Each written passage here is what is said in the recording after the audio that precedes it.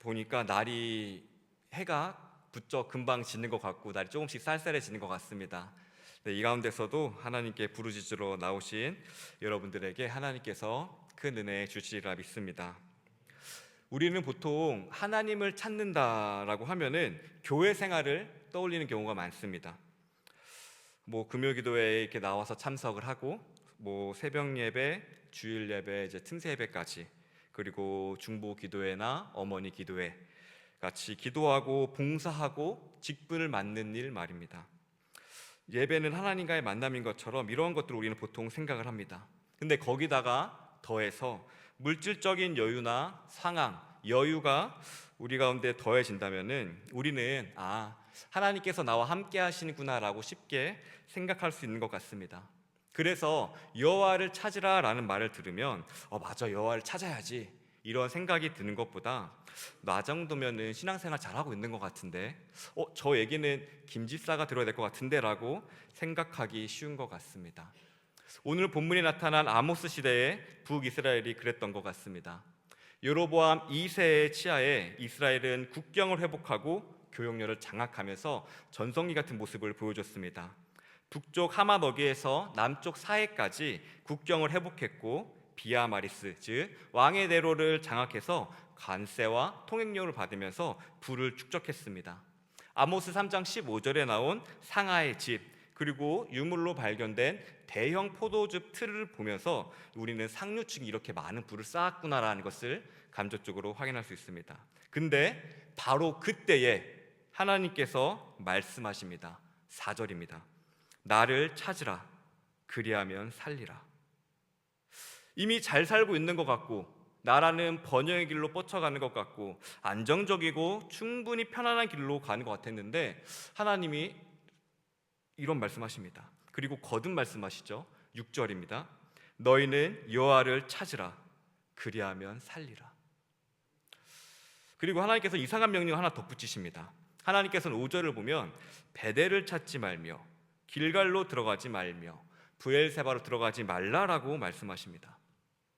베델, 길갈, 브엘세바는 당시 최고의 종교 성지였습니다. 하나님께서 일하셨던 그런 성지였죠. 그런데 그곳에 가지 말라고 하나님께서 말씀하시는 겁니다. 우리는 여기서 질문을 하나 던질 수 있을 것 같습니다. 그렇다면은 여호와를 찾는 게 무엇일까요? 우리는 하나님을 믿으면 평안이 따라오고 물질적 축복, 상황의 안정, 관계 평안을 누리는 것이라고 생각했고 우리가 베델, 길가, 브엘세바로 상징되는 종교생활 잘하는 것, 모임 잘 나가는 것, 그런 찾아가는 것, 그런 것들이 하나님을 찾는 길이라고 생각해 왔었습니다. 근데 오늘 말씀은 그것이 아니라고 말씀합니다. 여호와를 찾으라고 우리에게 거듭 말씀하고 있습니다. 근데 우리는 너무 자주 여호와를 찾으라라는 말을 들었죠. 근데 문제는 우리가 너무 듣다 보면은 이것이 공허하게 들린다라는 것입니다.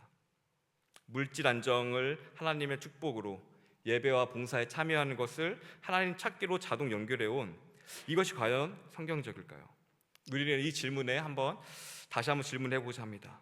여호와를 찾는다는 것, 여호와를 찾는 것, 그것은 구체적으로 무엇을 버리고 무엇을 붙드는 행위일까요? 오늘 여호와를 찾는다의 참 의미를 깨달아 알아서 참으로 여호와를 찾고 부르짖고 행할 수 있는 저와 여러분 되기를 주님의 이름으로 축원합니다. 아모스 시대의 이스라엘은 외형적으로 굉장히 번영했습니다. 종교적으로도 열심히 있었지요. 그런데 하나님께서는 그들을 향하여 여호와를 찾으라, 여호와를 찾으라 거듭 말씀하시면서 동시에 베델로 가지 말고 길갈로 가지 말고 브엘세바로 나아가지 말라고 말씀하십니다. 근데 이것은 이 당시 백성에게 굉장한 충격이었습니다. 왜냐하면 이 세 곳의 지명은 굉장히 이들의 신앙의 심장이요 정체성의 뿌리였기 때문입니다.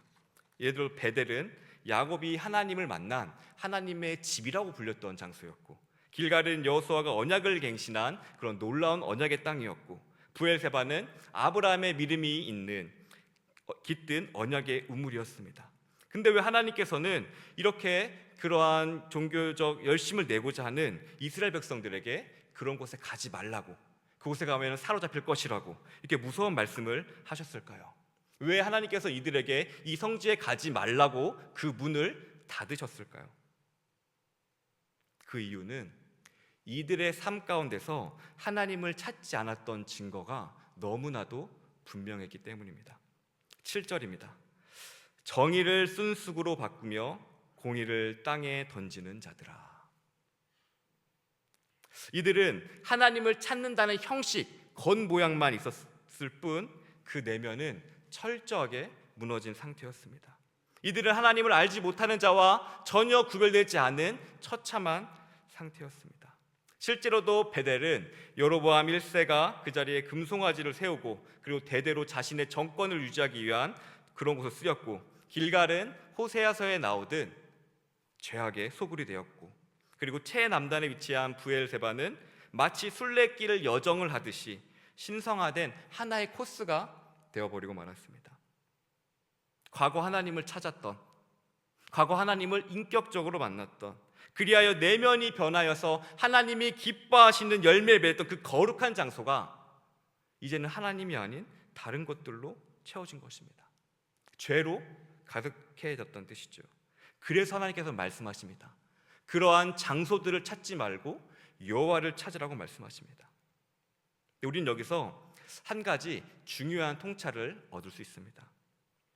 하나님을 우리가 계속 찾지 않으면, 우리가 하나님을 지속적으로 찾지 않으면 그 아무리 그 장소가 어떤 정통이 있고 아무리 그 어떤 그 장소가 놀라운 일이 이루어졌던 것일지라도 예외 없이 죄악으로 물들어간다는 것입니다. 여기서 기적이 있었던, 여기서 무슨 회개의 부흥이 있었던, 하지만 지속적으로 하나님 찾지 않으면 죄악으로 물들어간다는 거예요. 왜냐하면 그리고 오늘 본문이 이를 증거해주고 있죠. 베델이나 길갈이나 브엘세바로 가지 말라고, 그 종교적 성지로 가지 말라고 말씀해주고 있습니다. 사랑하는 성도 여러분, 우리는 하나님을 지속적으로 찾아야 되는 사람임을 기억하시길 바랍니다. 그게 어느 역사적 장소이든 기도의 모임의 장소이든 어떤 예배, 어떤 모임이든지 간에 우리는 늘 꾸준하게 성실하게 늘 하나님을 찾아야 합니다. 하나님의 목소리를 쫓으려고 해야 됩니다. 하나님의 뜻을 따라가려고 애써야 됩니다. 그렇지 않으면 우리의 제약된 근성은 필연적으로 다른 소리를 듣게 돼 있습니다. 하나님의 말씀을 쫓기보다 율법의 권위나 전통의 권위, 영향력 있는 사람의 말을 쫓게 되죠. 그렇게 되면은 하나님의 말씀을 듣는 것보다 다른 사람들의 눈치를 보게 되고, 어느새 선택의 기준이 전통에 기대게 되고 율법에 기대게 되고 영향력 있는 사람에 기대어서 선택하게 되고 결국엔 자기 마음대로 선택하게 되고 죄악의 길로 빠지게 되는 것입니다. 오늘날로 적용해 보면은 하나님보다 편한 것을 찾고 하나님보다 쉬운 것을 선택하는 것을 생각하면 좋을 것 같습니다. 왜냐하면 하나님의 말씀을 순종하려면 정말 고려해야 되고 생각하고 에너지를 써야 되기 때문입니다. 왜냐하면 하나님의 말씀을 따른다는 것은 기존에 안 하던 것들, 세상을 하지 않는 것들, 거스르는 것을 하기 때문에 굉장히 힘이 들기 때문입니다. 그렇기 때문에 사람들은 하나님 뜻을 쫓는 것보다 즉각적으로 답이 나오는 것, 명쾌한 것, 빠른 것, 뭐가 있죠? 율법, 영향 있는 사람들 쫓는 것, 사람에 기대서 선택하게 되죠. 그리고 그 역사가 겹겹이 쌓여서 그 증거가 이들의 삶에 나타났습니다. 오늘 본문에 나타난 거죠. 그 증거가 바로 그렇게 사람의 영향을 따랐을 때 나타난 그들의 모습인 첫 번째, 공의와 정의의 상실입니다. 7절입니다. 정의를 쓴쑥으로 바꾸며 공의를 땅에 던지는 자들아. 하나님의 기준보다 나의 경험, 생각, 선택이 기준된 것을 뜻합니다. 하나님이라면 이 상황 가운데 무엇을 중시하셨을까? 하나님의 율법이라면 이 상황 가운데 무엇을 선택해야 될까라고 고민하는 것보다 그냥 해왔던 대로 전통, 경험, 나의 위신, 내 편의 유익이 선택의 기준이 됩니다. 그러면 자연스럽게 정의와 공의보다는 내 사람을 챙겨주고 내 사람의 잘못은 슬그머니 넘어가고 나한테 기준은 유연하게 가져가고 그런 남들에게는 엄격하게 됩니다. 그러면서 점점 더 전통과 권위를 중시하죠. 왜냐하면은 자신의 힘이 거기서 나오기 때문이에요. 그렇게 어느새 세를 형성하고 어느새 제약 집단이 되어버리고 말죠. 거기에는 하나님의 성품이 없습니다. 거기에는 공의와 정의가 없습니다. 자기 유익만 쫓을 뿐이죠. 이는 신약 성경에서도 찾아볼 수 있습니다. 누가복음 14장에 바리새인들이 그랬습니다. 이들은 안식일의 전통을 굉장히 중요해서 눈앞에 곤툭받는 사람을 보지 않았습니다. 그 예수님께서 말씀하셨죠. 너희의 아들이나 소가 우물에 빠졌으면은 안식일에 안 건지겠느냐라고 꼬집으셨습니다. 만약에 이 바리새인들이 자신의 아들이나 소처럼 그 병 걸린 사람을 사랑했더라면은 과연 안식일의 그 전이란 전통 때문에 병 고치는 것을 비난했을까요? 이들은 자신의 이익이 걸렸을 때, 뭐 아들이 위험에 빠지거나 자신의 재산이 소가 빠졌을 때는 율법을 풀어버릴 거면서 남이 받고 있는 고통에서는 율법을 엄격하게 적용하는 것입니다. 여기에는 하나님의 사랑과 정의와 공의가 전혀 없습니다. 하나님의 율법에 정통한 바리새인들조차 하나님보다 전통과 자기 기준을 쫓으니 이렇게 변질되어 버린 것입니다. 이런 자들에게는 특징이 한 가지 있는데요.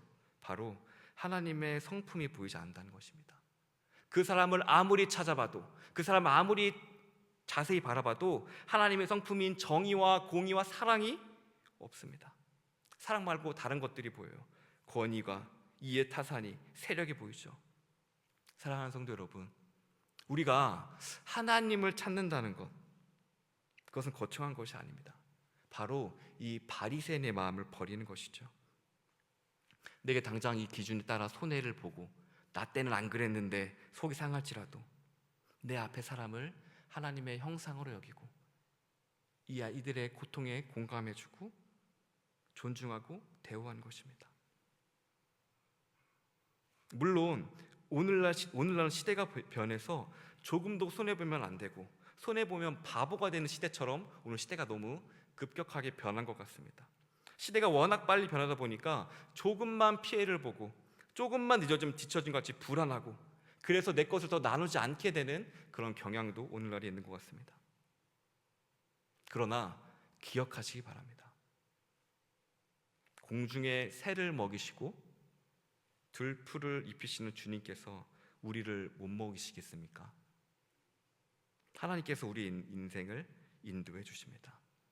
우리가 이 믿음 가지고 우리의 형제를 조금 더 너그럽게 나의 것을 나누고 천천히 갈 수 있게 할 수 있는 저와 여러분 되기를 주님의 이름으로 축원합니다. 이뿐만 아닙니다. 하나님을 찾지 않는 두 번째 10절입니다. 무리가 성문에서 책망하는 자를 미워하며 정직히 말하는 자를 싫어하는도다. 이들은 진리를 미워합니다. 진리를 말해도 너 편, 내 편으로 가르고 정직하게 말해도 너는 그럼 깨끗하냐라고 대묻습니다. 그 마음 가운데 책망과 정직을 미워하고 싫어하죠. 그런데 이 마음은 하나님을 사랑하는 마음이 아닙니다. 왜냐하면 하나님이야말로 진리이시오 정직이시기 때문입니다. 바로 이러한 하나님의 성품을 미워하는 게 바로 죄의 특징이죠. 이러한 관점에서 보면은 죄악된 시대의 선지자들이 하나님의 말씀을 전할 때 굉장히 힘들었을 것 같습니다. 죄악된 모습을 책망하고 정직하게 말했을 뿐인데 하나님의 말씀을 단순히 전했을 뿐인데 사람은 듣기 싫어하고 너나 잘하라 그러고 조롱당하는 것을 우리는 성경에서 볼 수 있기 때문입니다. 그렇기에 누군가 우리 주변에서 정직을 말하고 책망을 말한다면 우리가 주변 사람들처럼 미워하는 반응보다 귀를 한번 기울여 보시기 바랍니다.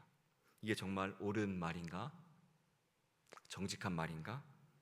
나를 하나님 앞에 바로 서게 만들고 나로 하여금 하나님 앞에 정직하게 행하게 하는 말인가? 하고 말입니다. 마지막으로 이들이 하나님을 버린 증거, 경제적 착취와 약자 억압입니다. 11절에서 12절입니다. 너희가 힘없는 자를 밟고 그에게서 미래의 부당한 세를 거두었은즉 너희가 비록 다듬은 돌로 집을 건축하였으나 거기 거주하지 못할 것이요 아름다운 포도원을 가꾸었으나 그 포도주를 마시지 못하리라. 너희의 허물이 많고 죄악이 무거움을 내가 아노라. 너희는 의인을 학대하며 뇌물을 받고 성문에서 가난한 자를 억울하게 하는 자로다. 하나님께서는 이스라엘 가운데서 사회적 약자를 위한 제도들을 여러 가지 마련해 두셨습니다. 이것은 가진 자가 못 가진 자의 부족함을 채워주고 우리가 다 함께 하나님의 언약 백성으로 살아갈 수 있게끔 하기 위함이었습니다. 여기에 근본에는 하나님의 형상을 존중하는 의미, 이웃을 사랑하는 행위, 우리가 하나님의 백성이라는 공동체 의식이 비롯되어 있었습니다. 그러나 오늘의 본문에서 이웃을 하나님의 형상으로 바라보기보다, 이웃을 사랑의 대상으로 보기보다, 이웃을 우리의 공동체의 일원으로 보기보다 이용의 대상으로 바라보는 것을 알 수 있습니다. 저 사람은 내가 이렇게 해도 말 못하니까 내 마음대로 해도 돼. 저 사람은 저 정도 고통은 감내해야지. 사람을 이용의 대상으로 바라보는 것이죠. 공동체로 인정하지 않습니다. 사랑의 대상으로 보지 않는 것이죠. 그러니 그들을 통해서 함께 하나님의 나라를 이루고 하는 형제 자매로 봐는 것보다 내 유익에 도움이 되는가 안 되는가로 바라보게 됩니다. 그 때문에 그렇게 목적이 바뀌니까 목적에 따라 힘없는 자를 누르게 되고 부당한 이익을 챙기고 뇌물을 받게 되죠. 자신의 이익을 챙기는 쪽으로 사람들을 대하게 되는 것입니다. 그리고 자기 방어를 못하는 자, 자기 목소리를 못 내는 자, 가난한 자가 억울해지는 상황에 처하게 되는 것이죠. 우리에게 적용해 본다면 우리는 옆 사람들을 보면서 무엇을 느낍니까? 하나님 나라를 함께 이루어갈 형제 자매로 보십니까? 아니면은 그냥 사회에서 만나고 지나치는 일원으로 보십니까? 이스라엘의 이야기가 남 이야기가 아닙니다. 우리의 이야기입니다. 우리가 늘 하나님을 쫓지 않으면, 우리가 늘 하나님의 말씀대로 살려고 애쓰지 않으면 어느새 우리는 우리의 이웃을 하나님의 형상으로 바라보기보다 다른 것들이 보이죠. 나에게 이익이 되는가 안 되는가, 내 감정을 편하게 하는가 불편케 하는가, 필요에 따라서만 보게 되는 것이죠. 세상과 구별되지 않게 되는 것입니다. 제가 유튜브를 좋아해가지고 여러 유튜브를 보는데요, 심리 유튜버 중에서 이런 얘기가 있었습니다. 사람은 누군가를 이렇게 마주하게 되면은 본능적으로 이 사람이 내 위다 미치다 그것을 판단을 한다고 하더라고요. 이것을 동물적 감각이라고 한다 합니다. 그런데 우리가 이것이 전제했을 때에 우리가 하나님 말씀을 우리 가운데 두지 않으면 우리는 본능적으로 계속 위, 아래, 내게 유익이 되는가 안 되는가를 계속 본능적으로 생각한다는 거예요. 근데 주님은 말씀하시죠. 그런 것들을 쫓아가지 말고 이웃을 사랑하라고. 때문에 우리가 날마다 이웃을 보고 하나님의 형상을 떠올릴 수 있도록, 우리가 내 주변 사람들을 보고 내 유익이 되는가 안 되는가를 보는 게 아니라, 내 위인가 아래인가를 재는 게 아니라 하나님의 형상, 나와 함께 하나님의 나라를 이루어갈 형제 자매로 볼 수 있는, 그렇게 해서 하나님의 뜻을 쫓을 수 있는 저와 여러분이 되기를 주님 이름으로 축원합니다. 하나님께서는 이렇게 패역한 백성에게 성질을 닫으셨어요. 가지 말라고. 근데 그러나 다시 길을 열주셨어요. 그것은 살 길이에요. 4절, 여호와께서 이스라엘 족속에게 이같이 말씀하시기를 너희는 나를 찾으라. 그리하면 살리라. 하나님의 백성은 여호와를 찾아야 산다는 것을 믿으시기를 바랍니다. 하나님의 백성이 산다는 것은 부유함으로 사는 게 아니에요. 돈 많고 명품을 차고 그게 잘 사는 게 아니에요. 남들 위해 군림하고 영향력 행사하는 게 잘 사는 게 아니에요. 바로 하나님을 찾는 거, 하나님을 찾아야 사는 것이 바로 우리 그리스도인들임을 믿으시기 바랍니다. 근데 여기서 산다라는 것은 단순히 생물학적 생존을 의미하지 않습니다. 그것은 하나님과 맺은 언약 안에서 회복된 삶, 즉 하나님과의 올바른 관계 속에서 누리는 참 생명을 의미하는 것이죠. 하나님의 말씀에 순종하여 정의와 공의와 사랑을 실천하는 삶, 바로 하나님께서는 우리를 이렇게 하는 참 생명의 자리, 진짜 호흡하는 자리, 그 자리로 우리를 초청하고 계시는 것입니다. 그러면은 이 하나님은 어떠한 하나님일까요? 오늘 본문이 말씀해 주고 있어요. 8절입니다. 묘성과 삼성을 만드시며 사망의 그늘을 아침으로 바꾸시고 낮을 어두운 밤으로 바꾸시며 바닷물을 불러 지면에 쏟으시는 이를 찾으라. 그의 이름은 여호와시니라. 묘성과 삼성은 별자리도 만드시고 온 우주를 만드시는 창조주 하나님, 사망의 그늘을 아침으로 바꾸시는 생명의 하나님, 낮을 어두움으로 바꾸시며 하루를 주관하시는 하나님, 바다의 경계를 주관하시는 자연 만물을 다스리시는 이 하나님이에요. 우리 하나님은. 근데 우리가 이 하나님을 찾아야 되는 것은 그분이 강하기 때문이 아니에요. 때문만이 아니에요. 하나님이 창조주시기 때문만에 우리가 찾는 게 아니에요. 그 그토록 위대하신 하나님, 우주를 만드시고 해하별을 만드시고 이 만물을 다스리는 그 하나님께서 죄악으로 가르친 우리를 포기하지 않으시고 나를 좀 찾아라, 그래야지 너희가 산다. 나를 찾아라, 그래야 너희가 산다. 나를 찾아라, 그래야 너희를 산다라고 애타게 반복해서 부르시기 때문이에요. 우리가 하나님을 찾는다는 것은 무거운 율법에 눌리는 게 아니에요. 바로 하나님께서 초청하시는 생명의 자리, 사는 자리, 그 자리로 하나님께 우리를 초청하고 계시는 거예요. 이 하나님의 초청에 아멘으로 화답할 수 있는 저와 여러분 되기를 주님의 이름으로 축원합니다. 근데 그 위대하신 하나님을 찾는 방법은 베델도 아니래요. 길갈도 아니래요. 브엘세바도 아니라고 합니다. 바로 하나님과 언약을 기초로 해서 예배를 통해 관계를 회복하는 거예요. 사랑하는 성도 여러분, 우리는 이 기도의 자리, 예배의 자리, 각 모임의 자리에서 무엇을 바라보고 있습니까? 하나님을 바라보고 계십니까? 아니면 다른 것을 보고 계십니까? 예배는 하나님과의 만남이요, 하나님과의 관계를 다시 회복하고 깊은 교제를 갖는 시간입니다. 그렇게 우리가 하나님과 깊은 교제라고 하나님을 찾게 되면은 어떻게 될까요? 결코 예배에서 그치지 않습니다. 하나님을 찾는다면 하나님을 닮아가게 돼요. 그래서 팀 켈러 목사님은 믿음은 성품이라고 표현을 했습니다. 이것이 우리의 삶을 하나님 찾게 되면은 하나님을 닮아갈 수밖에 없다라는 거예요. 그럼 하나님을 닮아가는 것, 곧 하나님을 찾는다는 것은 무엇입니까? 나를 찾으라의 원어적 의미는 말씀과 기도로 하나님을 간절히 찾고 묻고 하나님의 그 뜻과 판결에 내가 순종하는 것을 뜻하는 거예요. 하나님을 찾는다는 것은. 그리고 그것이 반복해서 나와 있죠. 한 번만 하나님 말씀에 순종하라는 것이 아니라 나를 찾으라, 나를 찾으라, 나를 찾으라, 반복해서 하나님 말씀에 순종하라는 거예요. 그리고 읽진 않았지만 오늘 아모스 5장 14절 15절 그걸 정확하게 알려줍니다. 그 방법이 무엇인지. 너희는 살기 위하여 선을 행하라 그래요. 그리고 악을 버리라고 합니다. 너희는 악을 미워하고 선을 사랑하라 그러고 성문에서 정의를 세우라고 말씀하세요. 그렇습니다. 우리가 하나님을 찾는다는 것은 예배당 안에서만 찾는 게 아니에요. 우리가 하나님을 찾는다는 것은 어느 기독교 모임 단체에서만 찾는 것이 아니에요. 고대사의 공동생활의 중심지였던 성문에서 하나님을 찾으라고 얘기해요. 즉 우리의 가정과 직장, 사회 한복판에서 정의와 공의를 세우는 것이에요.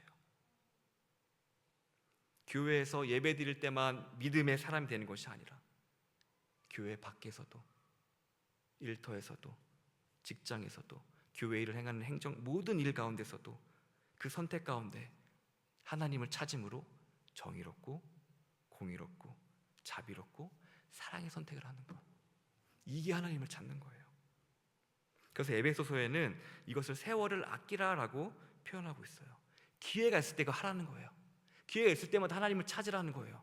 내 선택의 기회, 내가 하나님의 자녀를 드러낼 수 있는 기회가 있을 때마다 세월을 아껴서 그 기회를 잡으라는 거예요. 그럴 때 하나님께서 우리를 살게 하신다고 합니다. 그때 우리가 살아요. 그러므로 하나님을 찾는다는 것은 베델, 길갈, 브엘사바 무슨 모임, 그래 예배 자리에 찾는 것에만 그치는 게 아니에요. 예배 왔으니까 나는 오늘 분량 끝, 봉사했으니까 분량 끝, 헌금 얼마 했으니까 분량 끝, 이게 아니라는 거예요. 매 순간 하나님을 찾아야 되고, 매 순간 하나님 찾음으로 말미암아 나의 선택 가운데서 공의와 정의와 사랑이 나타나야 된다는 거예요. 이게 여호와를 찾는 거예요.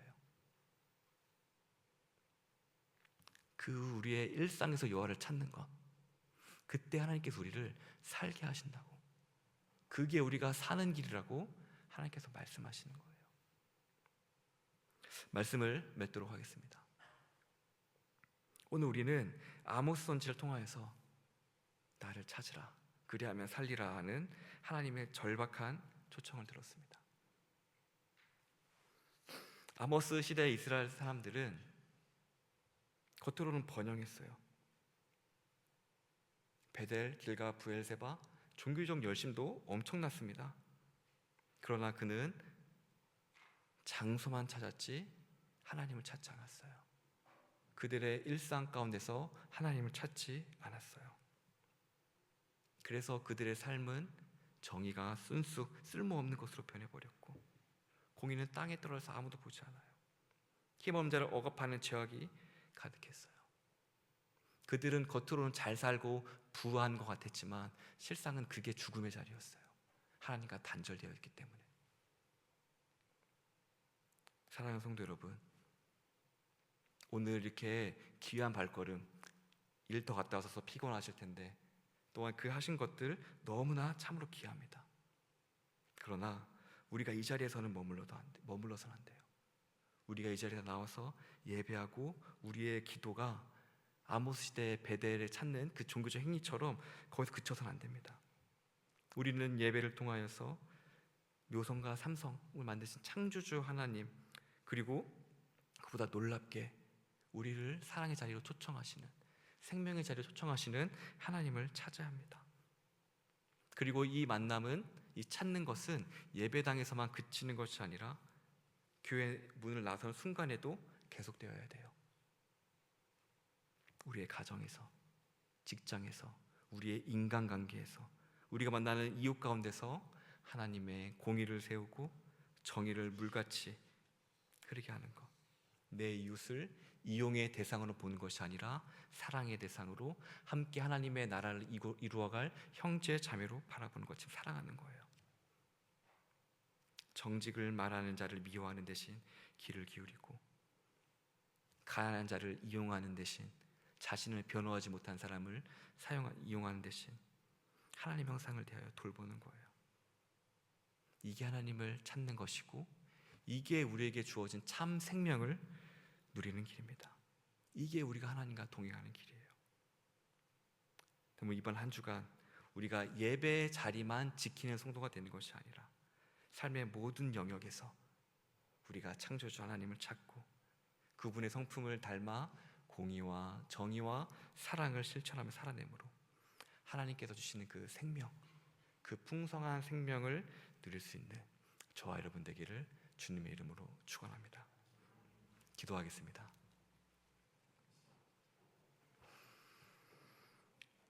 우리를 찾으시고 우리에게 생명 주시기 원하신 하나님, 오늘 하나님의 사랑의 초청을 들었습니다. 나를 찾으라, 그리하면 살리라. 하나님, 우리가 주님을 찾기를 원합니다. 교회나 특정 장소가 주님을 찾는 것이 아니라 매 순간 여호와를 찾고 여호와의 성품을 쫓아야 되는 것을 알았사오니 매 순간 우리가 주를 찾게 하시고 그런 말미암아 생명의 길로 나아갈 수 있는 우리 되게 하여 주옵소서. 예수님의 이름으로 기도합니다.